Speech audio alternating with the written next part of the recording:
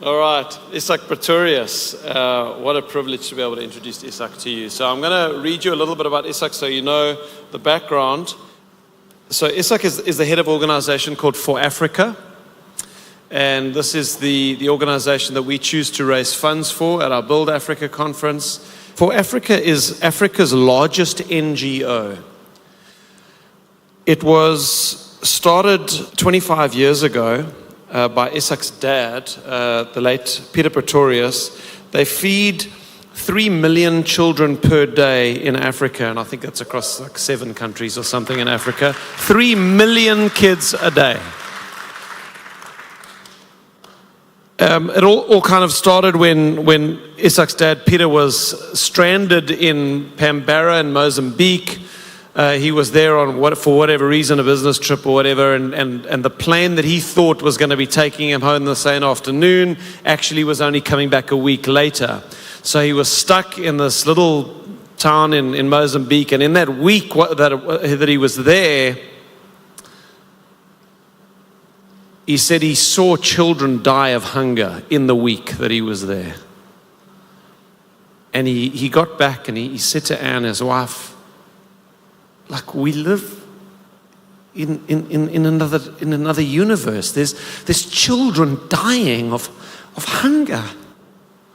We have to do something. And the story can be read in Peter's book. I think it was called Death Defying Faith. Is that right? If you can get a copy of Peter's book, it is a phenomenal story of how they went from there to 3 million kids a day.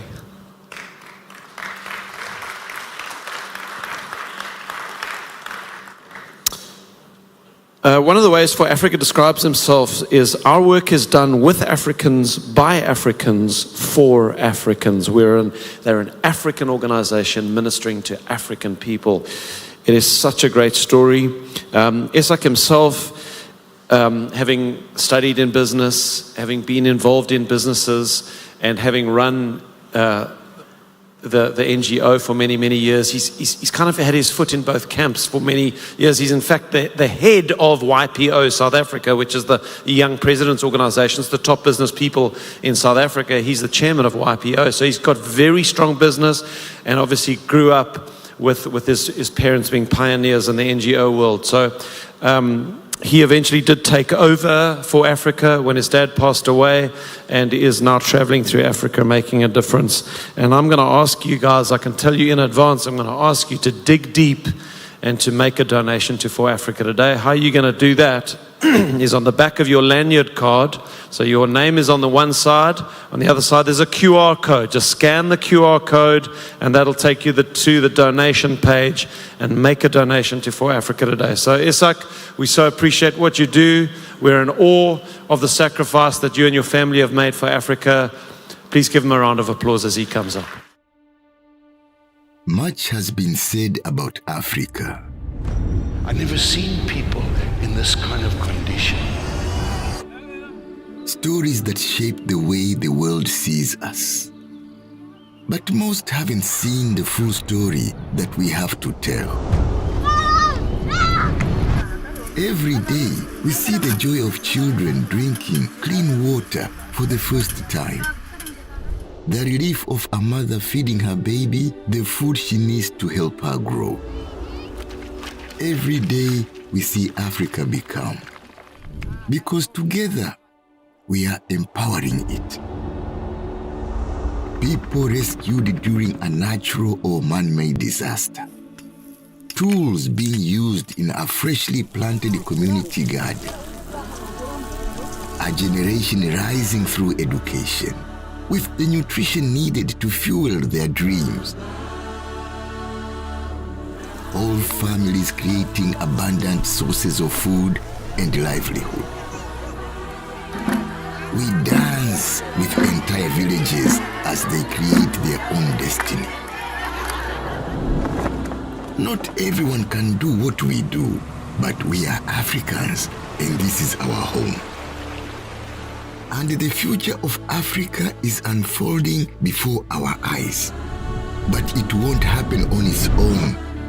So together we work, risk, plan, coordinate, build, protect, provide, and love.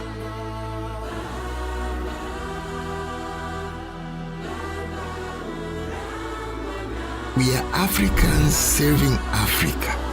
All of us working together to see an Africa that thrives. Our staff rush to assist those in need. New technologies are deployed. Tools are put to good use. Villages are built. Communities are developed. Lives are restored and dreams are awakened. From South Africa to South Sudan, Angola to Mozambique, we are on the front lines. When others go home, we remain. We are up before dawn, in the heat of the day and in the quiet of the village at sunset. See Africa as we do, where the full potential of the most abundant continent on the planet is being realized. Let's write a new story together. We are ForAfrika.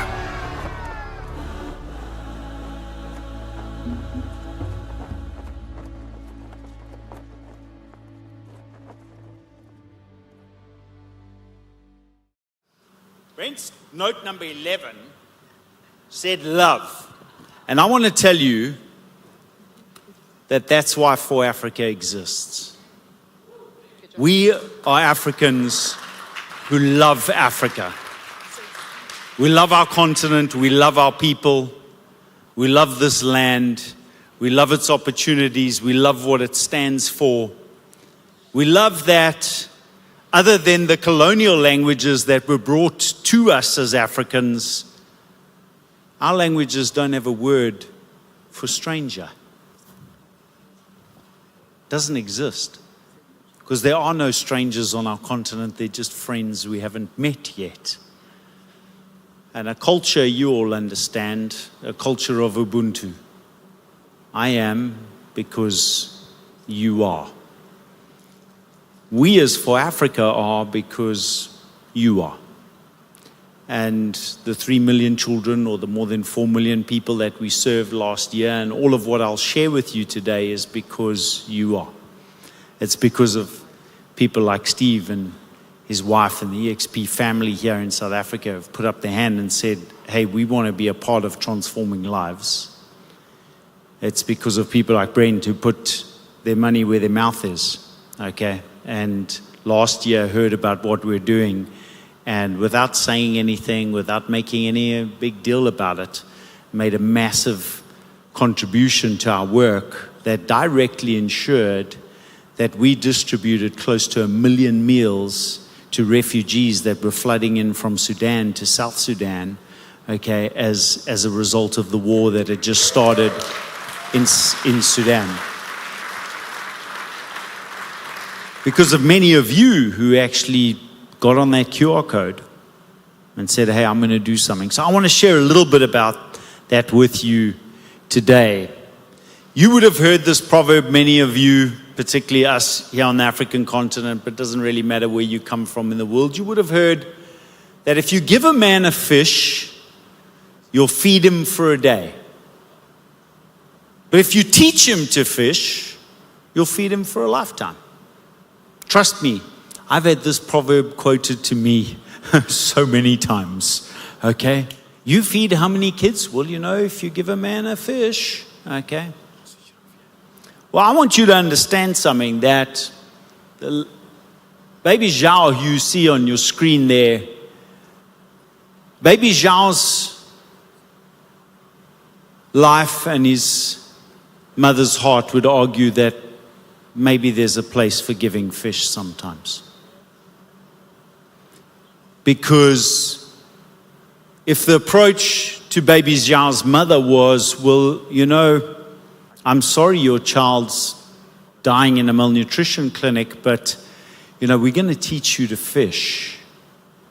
unfortunately, the story wouldn't have ended with that picture, which is that same child just a month later.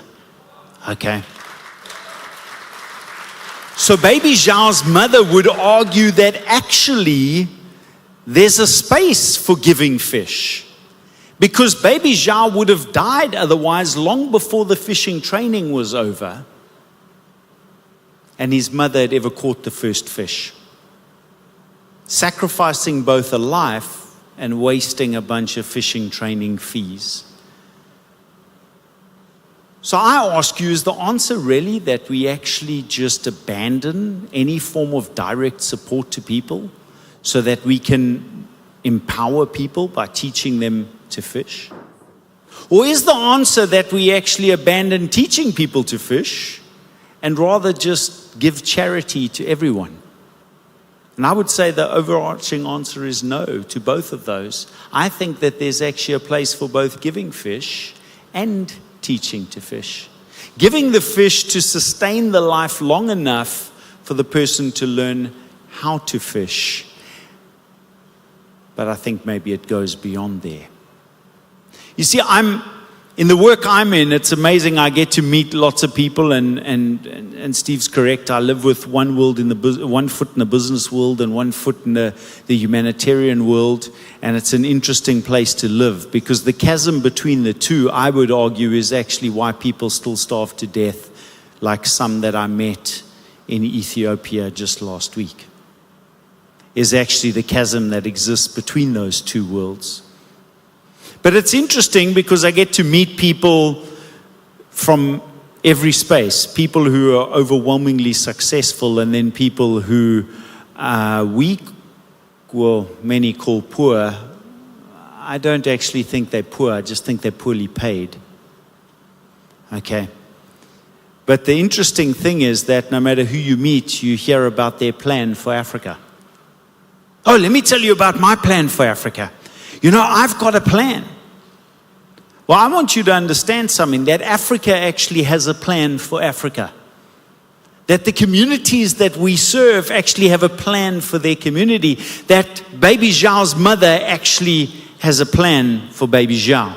We at ForAfrika call it Plan A. And so how we engage with communities is not going to them and telling them, well, this is the fishing training that you need, and this is how we're going to teach you to fish, and then how you're going to fish so that you can succeed. Because that's not Plan A. That's Plan B, C, D, maybe Plan F, okay, for failure. Because that plan's not sustainable. Because what we actually do is we go and sit with the community and say, what's your plan? What's your plan? Tell us, what's your plan? You know what's amazing? Every community has a plan. Can I tell you something? They have amazing plans, okay? They have the same plan Brent had when he was sitting there not selling a house yet, okay? He had a plan to become one of the best in the industry. They've got that plan. So we listen to their plan, and then we take our expertise and we help them to refine that plan and develop the plan further out. And then what we do is we bring resource behind their plan. Because otherwise they accept our plan because it's the only one that has resources behind it. But the reality is that it's doomed from day one, because the moment we leave, the plan leaves. And so we rather get behind the community, understand their plan, refine their plan, and then resource their plan. And that way we're doing something that's sustainable from day one, because it's owned by the individuals that are going to make it last and happen and control their own destiny. I also think it's part of bringing dignity back to those who have lost so much because they find themselves where they do, poorly paid. Okay, poorly resourced. Cipriana is a mother that I met in Angola. I think I might have shared a little bit about her with you last year. This is a lady who actually is, or was, a successful farmer. She farmed commercially. She had received fishing training, and actually was a really productive farmer. Produced way more than her family needed, traded her commodity on the local market. She was an entrepreneur, a small business person who was succeeding, who was totally self-sustained and supporting her family.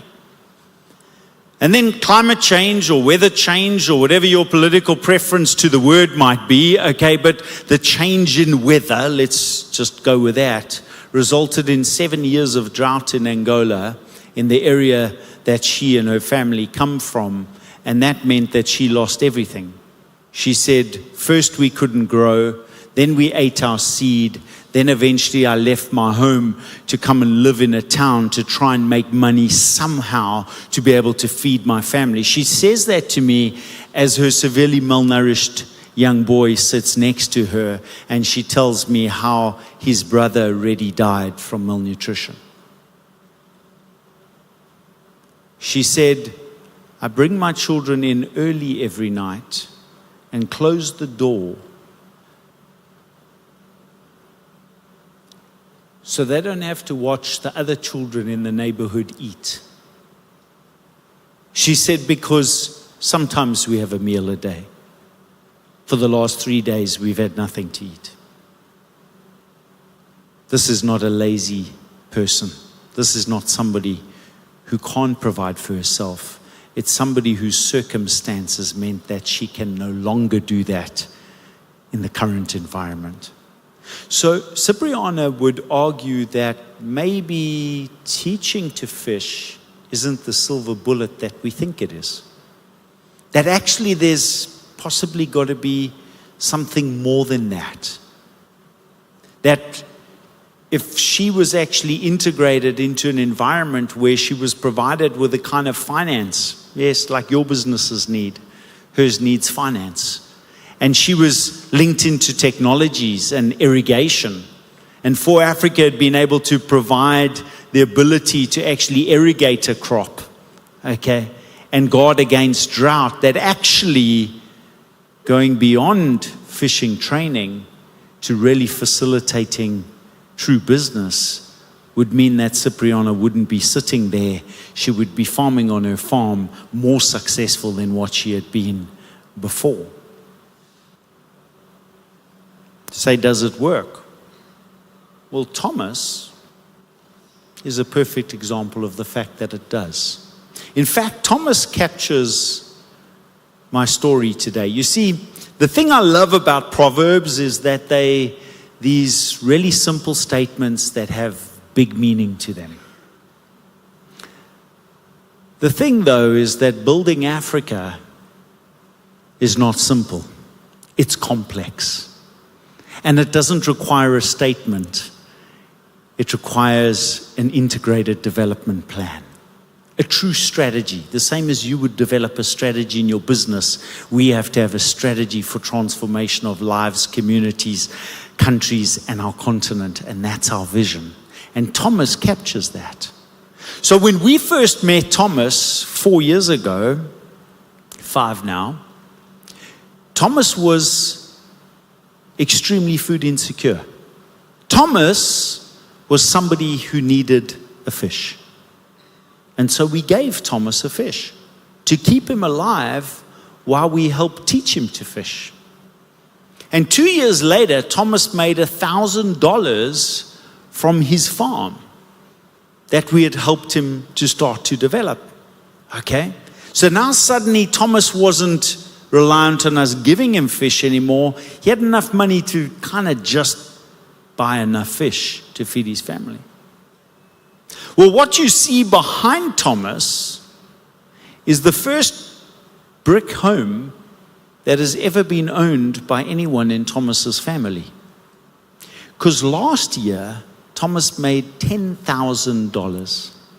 That's 10x, okay, in 2 years. $10,000 net, okay? Not selling homes, okay, but it did mean he built his own home, okay, as a farmer. How did Thomas get there? Because Thomas got fish to stay alive long enough to learn how to fish, but then we were able to take Thomas way beyond there. Because we believe that that's what Thomas deserves. And that by investing in Thomas, we ensure that we don't just impact Thomas's life, we actually transform the future generations of Thomas's family. You know what this man said to me? I said, "What's your dream, Thomas?" He said, "To make my farm big enough that I can send my children to university." Okay? That's his dream. He has a plan. Okay? And so how do we go about doing that? Well, what we do is, when the appropriate thing to do, when refugees are flooding out of Sudan into northern South Sudan, what we do is we go meet them there and we give them a fish. And we give them water. And we give them the basic things that they need. Shelter, place to stay, hygiene, okay? But then we don't stop there. And so then what we do is we actually immediately start working with that community on building a regenerative economy, on understanding what it is that we can do and how we can invest to actually get them to the point of self-sustainability. So phase one for us is going from whatever emergency we meet people in or whatever condition we find them, to transforming that community by working hand in hand to getting them to the point where they're self-sustained. But I don't know about you, but when I was listening to the speech from these great notes, which I'm going to steal, I didn't hear anything about the goal being to just sustain myself. So for us at ForAfrka, because we love Africa and we love our people, self-sustainability is not a goal. It's a stepping stone. Okay? Thriving. If you read our vision, it says ForAfrka to thrive. Okay? Thriving is the goal. And so we then continue beyond there to actually start to provide farmer loans. We set businesses up. We teach people technical skill, and then we asset finance their business. You know that for $500, we can train someone, asset finance a business, and set them up to literally be the master of their own destiny. Okay? $500. Okay?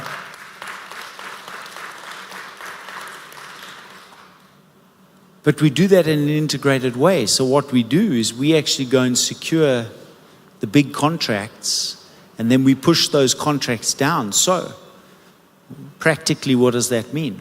Well, one of the ladies I chatted to in South Sudan, in Juba recently, she was trained as a tailor.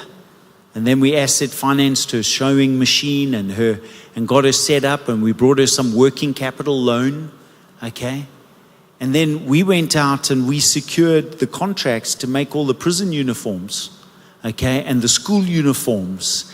And then we brought that contract and we divided that amongst more than 300 little businesses that are tailoring businesses that we've helped set up. And so now we guaranteed that they had their first contracts, and those ladies all now have businesses that are growing and transforming, and they're in different phases of being able to get to the point where the platform has been created for them to thrive. Asset financing a man with a tractor and equipment so that he can go and provide Uberized mechanized services to farmers like Thomas, who can't afford to mechanize yet on their own, but we've given them a reciprocal loan that has a voucher for mechanized services in it, so that they can actually cash that in with a guy who now does exactly what they need to grow. Say, what's this got to do with Build Africa? Everything. See, I want to make a final argument with you, and that is this. Food security used to be a Thomas problem, or an Africa problem, or a rural community problem. I want to say this to you. If you read the reports I read about food security in America, you will start to realize that the future of food security might be a you problem and a me problem. It might be an America problem and a UK problem, not just an Africa problem. So I would actually go so far as to say that by investing in communities in Africa, whether that's providing immediate aid that's needed to keep people alive long enough to learn how to fish, or any of the other components, is actually an investment in your own future. I would argue that by investing in building Africa, you're actually investing in your future client that's going to be buying a home from you. To me, that's the vision we should have. Okay? Many of you in this room are African. That's the vision we should have for our continent. Those of you who come from elsewhere, I want to say, if you're not investing in Africa, then who is? Because they're going to determine the world that your children will live in. Because in 2050, 1 in 4 people in the whole world is going to be an African. We will be the largest community in the world, okay? And we will also be the youngest one. So we, each and every one of us, have a responsibility, I believe, to start facilitating the Thomases of the world. Why?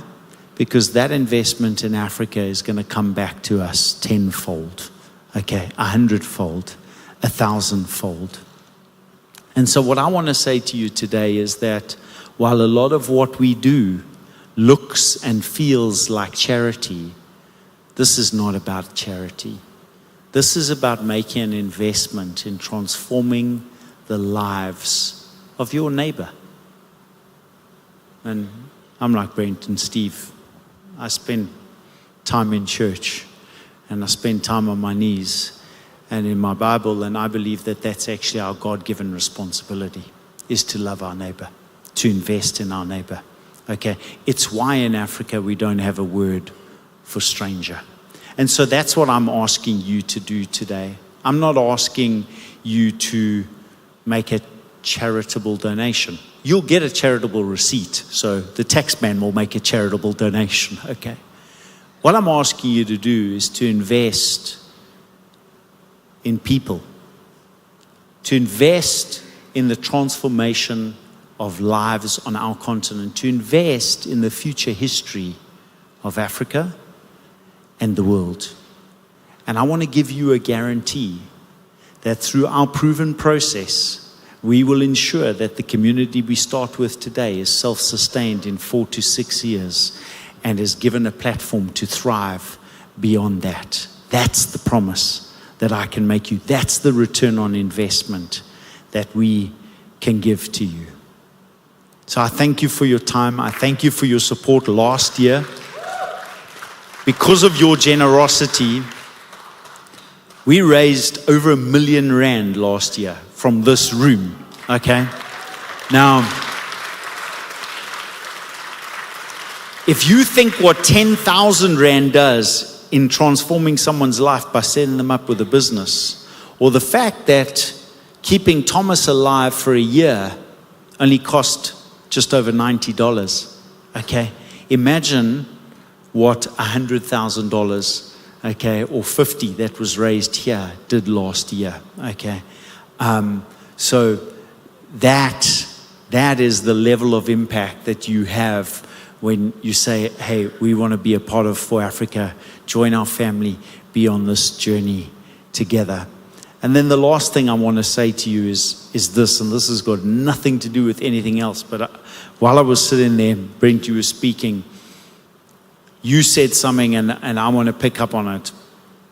You spoke about getting on your knees. And I'm aware that some of you are in a position today where you don't have the luxury of supporting someone else because you're trying to just support yourself or your family, okay? And I've been there. I've maxed out my personal credit card to pay my staff their salaries, okay? I know what it's like to be there. And I want to reinforce that the single biggest tool to solving that problem is getting on your knees, okay? My son was playing in a rugby tournament the other day, and his whole goal was to play provincial rugby last year, and he finally made the provincial team, and then he was playing in the tournament, And the first game, about 20 minutes into the game, he dislocated his thumb really badly. And he tried to play for another about 5 minutes or so, and he just couldn't. And they brought him off the field and went and saw the medic. And we were sitting with the medics, and the medic looked at his thumb and he asked him to try and move it and do whatever. And then he looked at me, the medic, and he said, he's not going to be able to play for the rest of the tournament. Like that, in fact, you need to go to the hospital. I think the thumb's probably broken, not just dislocated. And my little guy with tears in his eyes looks at me and he goes, Dad, I've worked my whole life, he says, as a 12-year-old, okay? I've worked my whole life to get to here. I can't not play. And I said to him, dude, there's only one solution. If you want to play, you're going to have to pray. Because that thumb's a mess. And tomorrow it's going to be worse. And he agreed. So we went to the hospital. We did what we had to do. And then when we got back to the dorm he was staying in, we sat in the car and we prayed. And the next morning I got there really early to go and see him. And I said, how's it doing? He said, Dad, they said if I can touch there, I can play. Well, look, okay. And he played the rest of the tournament. And in fact, he won 2 awards and he ended up in a touring team. And it's a whole long story of what happened as a result. But why I'm telling you that story today is many of you are sitting here with a dislocated thumb. And you don't know how you're going to play tomorrow or pay tomorrow. And I think if there's only one thing you take away from this whole conference, you know, everything here is awesome. I mean, listen to this man and follow what he's telling you, and it's hard not to succeed. But if there's one thing you take away from here, if you want to play, you better pray. Okay? And if you don't know how to do that, ask some of us here. We can introduce you to the guy who makes it happen. Okay? So, God bless you. Thank you, Isak.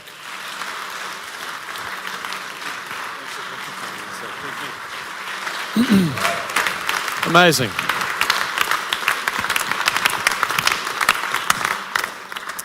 Okay, so just before we close for lunch, so Danielle is my beautiful wife who I was married to for 24 years, 2 days ago or 3 days ago.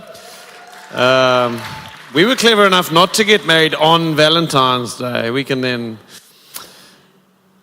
took a trip to Kigali, which is the capital of Rwanda. We went to Rwanda last year because we'd raised a bunch of money for Africa, and we wanted to go and see the work that they were doing. And you know, I love the way that Isak tells the story because he introduces you to a couple of individuals. So we met Thomas today, and when we were there, you're not going to be able to see it, but the home screen of my phone is a picture of a little dude who we met while we were there in one of the schools that they support. And I put it on my phone because it reminds me that the money that we give to ForAfrika, it's not going into some black hole. It's going to a little kid with a name.